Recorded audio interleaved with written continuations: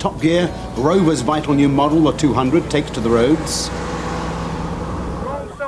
Police driving under examination as the death toll continues to rise. And the painstaking process of testing a sports prototype racing car. Hello and welcome to Motor Fair, bigger, brighter and more crowded than ever this year, and strongly endorsed by the industry with 3 major new British cars being launched here. We should be looking at those cars away from the show, but we shall at least be getting a glimpse of the other tempting items on offer here. If we don't get round to your particular interest, don't worry, we've got 2 other programmes coming from Motor Fair tomorrow evening on BBC 2 at 7 p.m. and on Sunday afternoon on BBC 1. But we start this evening with Sue Baker. For Britain, the most important new car in the show must be the Rover 200, the latest product of the collaboration with Honda that we looked at last week. The old 200 was Rover's version of the Honda Ballard, and this car is also being built in Britain as the Honda Concerto. Here's Chris Goffey. Now, while it's a joint development, this is very much a Rover in its own right. The engineers have been closely involved in all details of the design from the very first clean sheet of paper. And indeed, the cars built here are significantly different to the Concertos built and sold in Japan.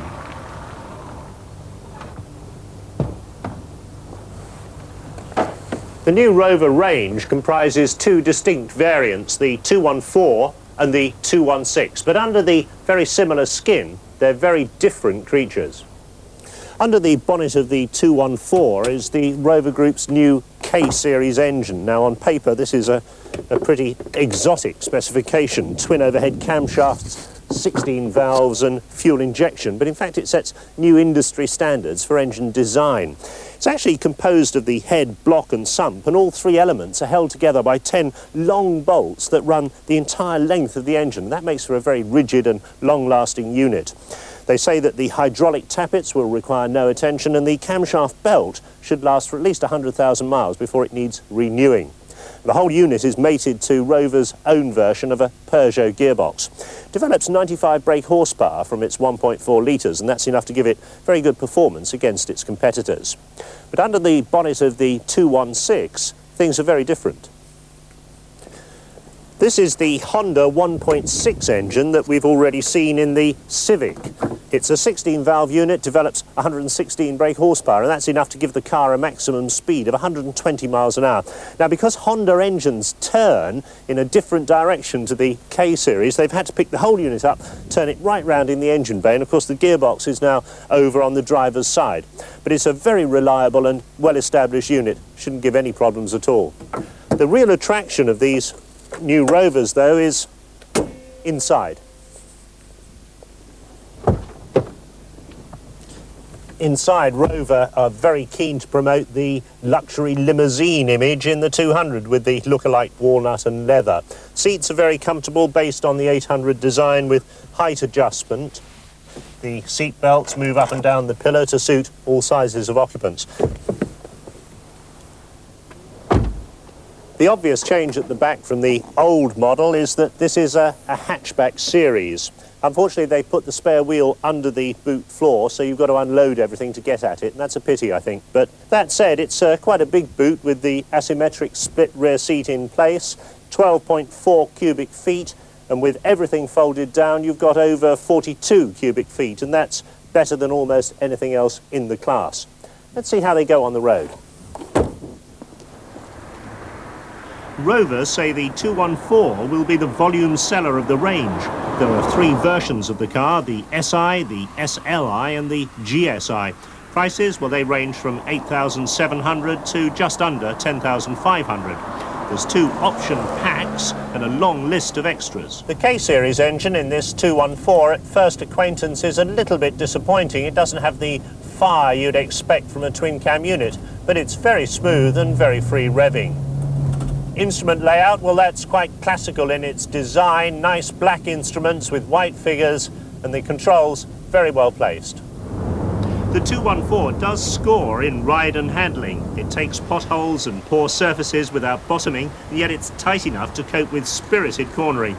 I found the standard steering rather heavy, and I'd certainly want the excellent power steering, a £300 option. And anti-lock brakes are £900 extra too. As you'd expect, the £11,000 216 GSI handles pretty much the same as the 214, but when you put your foot down, the response is very different. Although it's just 200 cc's bigger, the engine in the 216 transforms the car. It feels very lively and certainly a real performance machine.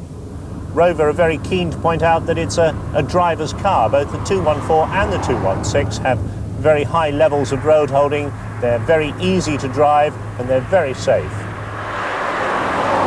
So what's the competition for the new 200? Well, Rover are setting their sights high. They talk about BMW, Volvo and Peugeot as rival manufacturers. But they'll admit that their target car when they were designing the new 200 was Volkswagen's Golf and Jetta. They say they're looking for aspiring young professionals as customers, although they acknowledge there's a healthy market amongst older buyers looking to move down from big luxury cars in their retirement. But what they have to do, above all else, is get the 200 onto company car drivers' shopping lists, because they account for over a third of all sales in this market. Well, it's been a long time coming, but here's the car we've all been waiting to see, the new Lotus Elan, designed to re-establish a British presence in the small sports car market. The old Elan was renowned for its super handling and its understated styling. Well, you couldn't call this one understated. The Elan is the first front-wheel drive car in Lotus's 41-year history. It comes in two versions, both with a 1.6-litre 16-valve twin-cam engine. This is the more powerful SE, turbocharged to 165 brake horsepower and capable of 137 miles an hour. The Elan's dearer than expected. This version's going to be almost £20,000, so it looks less a natural successor to the original Elan than the car which is an honest copy, Mazda's Miata MX-5, which we showed you recently in California. We shall, of course, be testing the lovely Elan, but not, it seems, until next spring. Now to a matter of considerable public concern, namely the question of the standard of police driving. Over the past couple of years, we've become accustomed to headlines like these. The figures for the past 2 years, the only ones available, show how big the problem is. In 1987, 24 civilians and 8 police officers were killed, and literally hundreds were seriously injured. Last year, the figures were broadly similar, and this year there seems to be very little improvement. So what action should the police take? Tom Boswell takes up the story. This is no practice chase. The motorist has already been told to stop several times by the West Midlands Police. It's their camera which recorded this pursuit. In this busy urban area, it's the police who must decide whether it's safe to continue the chase. There's a school down here. Be very, very careful. Right. Yes, it's gone the wrong side of the traffic island. Dias Road. Yeah, carrying on, Dias. Yes, we're on to King Standing Road. Wrong side of the dual carriageway in the face of oncoming... But is there training for these situations enough? And could they be better prepared? Yeah, Binstead Road, they've abandoned it. Binstead Road. The Association of Chief Police Officers responding to public concern over police chases issued the Police Driving Report. It made 29 recommendations to improve police driving. Recommendation 10 said the manual, that's roadcraft, should be revised by the National Police Driving Schools Conference. The system of car control was designed by advisors to the Metropolitan Police in 1934 and has been the core of driver training for the police and other advanced drivers since that date. OK, it was appropriate in 1934 to the driving conditions and the technology of that day, but was no longer appropriate to modern dynamic driving conditions, and that seemed to be what was causing the problem. Sir John Whitmore, British and European saloon champion of the 60s, maintains that roadcraft and the system taught by the police is not just wrong, it's dangerous. Roadcraft describes a very rigid system. It's very much a right-wrong. It opens with a system of driving that has to be followed in sequence. And it doesn't allow for the creative initiative that is required to be a good driver. And if you learn by rote to do things in a certain order, it doesn't allow you to have the flexibility that's necessary to be a responsive driver. One area that he is gravely concerned about is the method taught to hold the steering wheel. Roadcraft states that the hands should be placed in a 10-to-2 position when driving.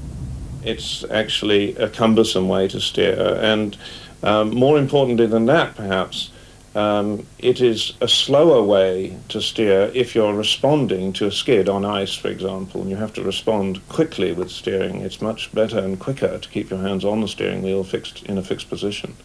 This theory has recently been supported by work done here in Cambridge. They've proved the 10-to-2 position, with the hands near the top of the wheel, is outdated, inefficient and tiring. I think people should be encouraged on long drives to use a 25-to-5 position, with part of the weight taken on their thighs, but still leaving plenty of freedom of movement. So that is one criticism.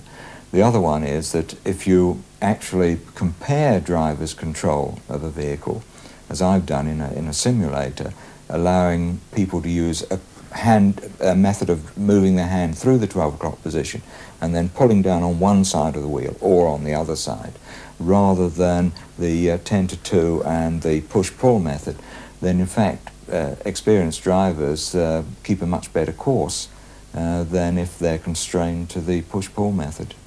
A skid is the most dangerous situation that police officers can find themselves in.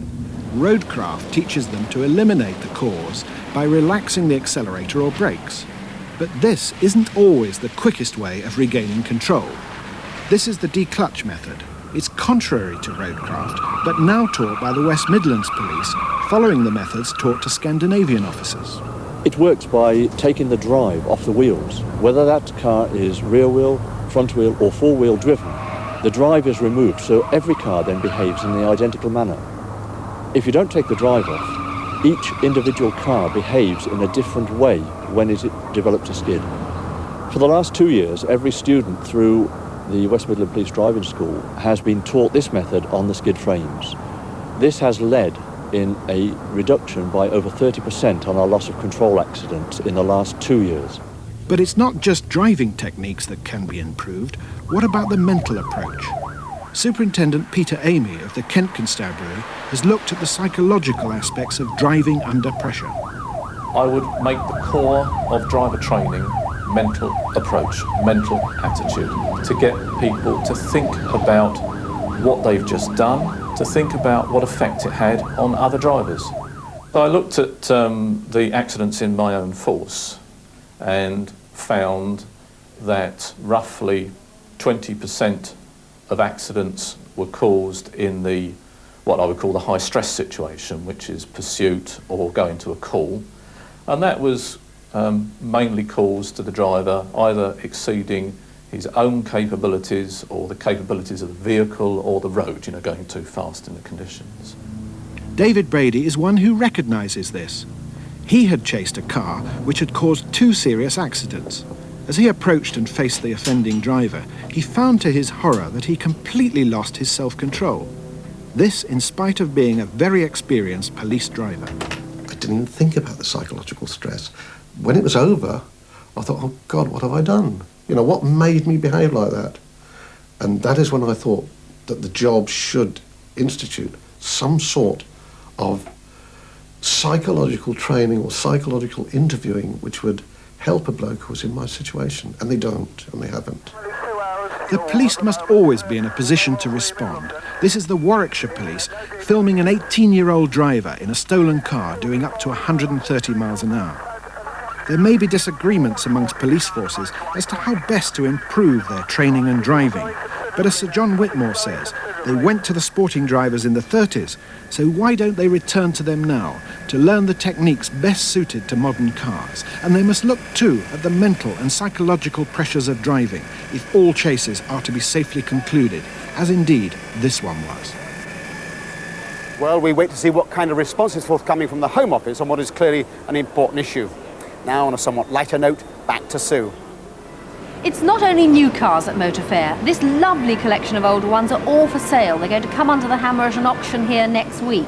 Well, usually the only time you'd see such cars on the road is in specialist rallies. And almost every weekend, somewhere around the country, enthusiasts are out in their treasured vehicles, cars, vans, even buses. Each year, the Ribble Enthusiast Club meet at a car park in Southport and drive to Blackpool seafront. Tony Mason was there, hopping on and off buses all the way. Famous names, many from an era long gone, on carriages that once took workers to factory and farm and conveyed gracious ladies to afternoon tea at the Imperial. There's over 60 years of nostalgia here at Southport as bus enthusiasts of every age are being flagged away by the mayoral party. Now, bus enthusiasts enjoy their old vehicles, but surprisingly they also drool over modern ones like this brand new Olympian double-decker. But the difference is that these are much easier to drive. No gears, just a lot of knobs and buttons, so off we go. They came in all shapes and sizes. We passed a film star from All Creatures Great and Small, a 30s Ribble Tiger, a post-war London omnibus, and the very first Atlantean. But I had to leave the newest for the oldest, the Leyland Lion. It was built in 1927, and this vehicle was one of an order of 34, actually ordered by Ribble between February and March in 1927. And this vehicle, when it was new, cost the sum of £1,407. It's now worth 100 times that amount and is still pride of the Ribble fleet. Rebuilt by the firm's apprentices, the Lion's still licensed to carry fare-paying passengers. One of the most popular buses ever is this superb Bedford OB. Well, I think it filled a need just after the war for a reasonably light vehicle, which was not cheap to buy, easy to maintain, and they just got this reputation for reliability. And before we got it, it had been used for 10 years on a pea picking farm for carrying the workers back and forwards to the field. So like, it was in a pretty poor condition when we started on it. And the body was literally sort of hanging off it, you know. Now it's in immaculate condition. Norman's craftsmanship is superb, and everything's authentic. It's built to last another 100 years, but I can only guarantee it for the first 50. After that, it'll have to take its own chance.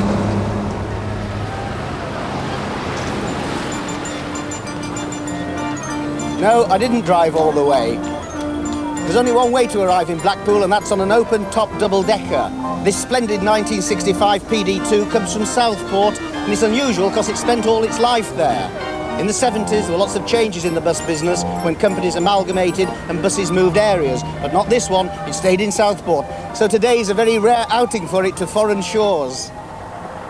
The Leyland Tiger model PS1 coach with duple bodywork in the delivery of Maypole coaches. Regrettably not displaying an entry number, but then being followed by entry number S1, which is a vehicle that was once a bus but is no longer. As you can see, it's a breakdown vehicle, and behind that, the vehicle was put on a peculiarly... So these are pretty pricey. Do they sell well? Very well, yes. Which is the most popular? Today I think it's have to be the new Ranger models just come out. Probably the best seller today, those.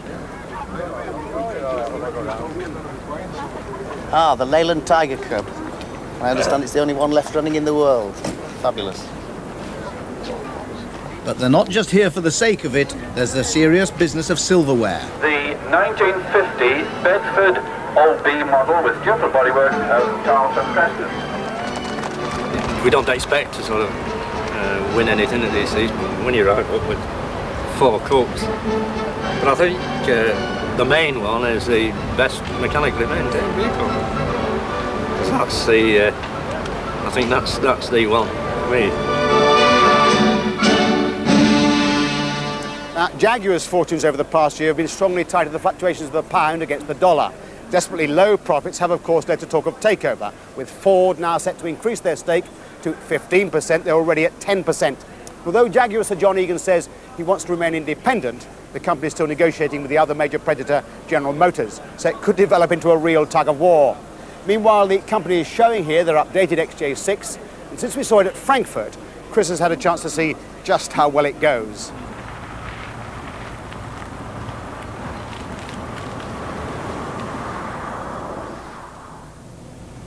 3 years on from the introduction of their highly successful XJ6 range, Jaguar have announced some major improvements to the cars. Principal is the change to the engine. The all-aluminium 24-valve unit goes up from 3.6 to 4 litres, gets substantially more power, more torque, which is developed lower down the rev range, and thus 140 mile an hour improved performance. And Jaguar claim there's no real penalty in fuel consumption. That's in part due to a new automatic transmission. It's a 4-speed ZF unit, and it features an electronic control to smooth the up changes. Jaguar have kept their famous J selector control. That means you can manually select gears, but in automatic mode it's also now got a sport setting. That means you can kick down at higher engine speeds, and it'll also keep the engine spinning right round to the red line on the rev counter if you're in a hurry. All XJ6s have anti-lock brakes as standard now, with a new system from the German TV's company. Inside the car, the other principal change is to the dashboard. Now that's in direct response to the American market. The Americans love Jaguar's leather and walnut, but they don't like the electronic dash panel. We can buy that from the Japanese, they say. What we want from Jaguar is traditional handcrafted quality. So they've gone back in this car to almost old-fashioned black dials with white letters and needles, and very nice they look too. In fact, the whole package adds up to that old slogan of Jaguar's, grace, space and pace, which they've never really improved on. Now, for a sportier version, this is the latest result of collaboration between Jaguar and Tom Walkinshaw, the XJR 4 litre, announced here at the show. It joins the Jaguar Sport version of the XJS, now with a 6 litre V12 engine. On the circuits this year, Jaguar have been defending their World Sports Prototype Championship with the sort of car that Tiff Needell drove for Top Gear in the spring.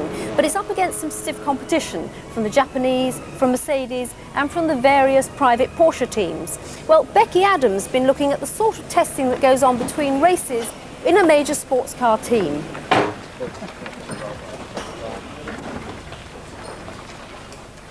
Well, it's 8 o'clock on a sunny morning in August. We're here at Silverstone South Circuit with Richard Lloyd's Porsche team. Our man Tiff Needell is just about to put the car through its paces. Tiff, what are you hoping to learn from today? Well, really, Becky, it's two parts. There's the continuous programme of developing the car, making it that little bit faster, but also we've just returned from the Nürburgring where we had braking problems, so we've got to specifically look at our brakes and try and get them better. Also, we've got the car mounted up with some tyre temperature sensors to monitor that. As soon as the circuit opened at 10 o'clock, I was sent out in the newer black Porsche 962 to test various ways of keeping the brakes cool, particularly important for the next race at Donington with its heavy demand on braking. On Silverstone's Hangar Straight, we added an extra chicane, and with appropriate gearing and suspension settings, the flat airfield does duty for the swooping curves of Donington Park. Lap after lap through the morning, I have to drive in exactly the same way so as to show up the effect of the engineer's adjustments, and each of those laps has to be just on the limit.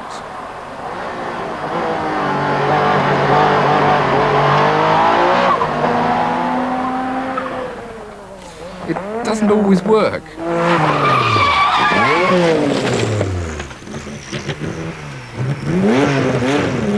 So, Tiff, you span off. What actually happened? Oh, it's just that it's a handling problem we have when the tyres get hot sometimes, that it oversteers into very tight corners. And that was a classic case we've seen now of terminal oversteer into a tight corner. So, but you always have to push right to those limits when testing to get a feel of what the car really does at the limit. Is there anything that can be done about it, or is it just more careful driving next time? No, you always try and change the car. You try to stay driving as hard as possible, and the team of mechanics now try a suspension change or a wing change, aerodynamic change, so that I can drive in the same manner but go through the corner at that speed. My teammate this year is former world sports car champion Derek Bell, 5 times winner at Le Mans, always in Porsches, most recently in a 962. It's a classic car now, really. I mean, it's been around a lot of years.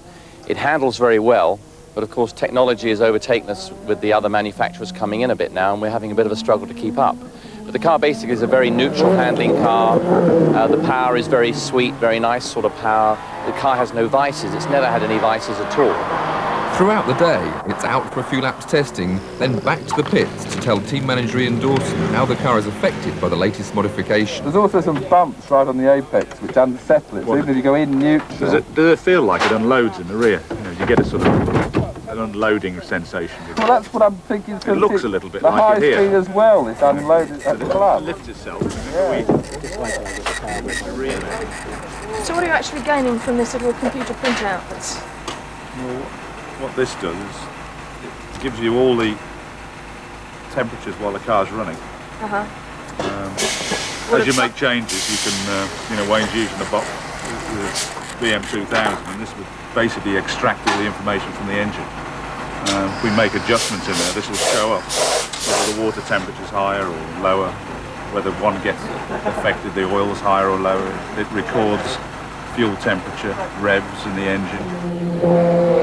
Once more, a constant pace is essential, so that any changes in the printout are due only to the engineer's experiments, and not to my pushing the engine harder.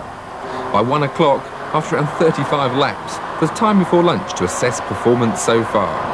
Yeah, we now have temperatures from the steel brakes. We've got our chicane in to be like a Donington circuit where we are next, so we've got temperatures for the steel brakes. Again, we're monitoring them all the time because it was the steel brakes we had problems with. Now we'll try the carbon brakes and see what temperature we get on them. Having asked Tiff what he was going to do with the car, really, it's not up to the driver. Really, the whole secret of testing, of being a great driver, is being able to put over to your engineer, in this case Ian Dawson, what is happening to the car, and any changes he does on the car is being able to put it over to him saying that was better or that was worse.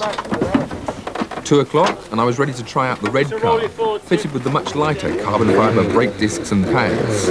Now in attendance, checking up on our progress, the captain, team owner Richard Lloyd.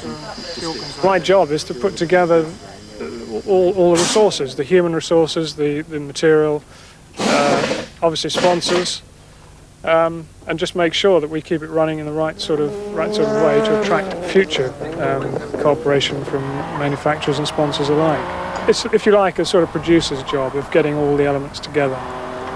And getting all those elements together costs a lot of money, and a private team runs on a shoestring compared to the works. Testing days are a luxury, so did I think we'd had a successful day? Yes, half and half. Unfortunately, the specialist who did the tyre temperatures couldn't make it, so we didn't run that experiment today.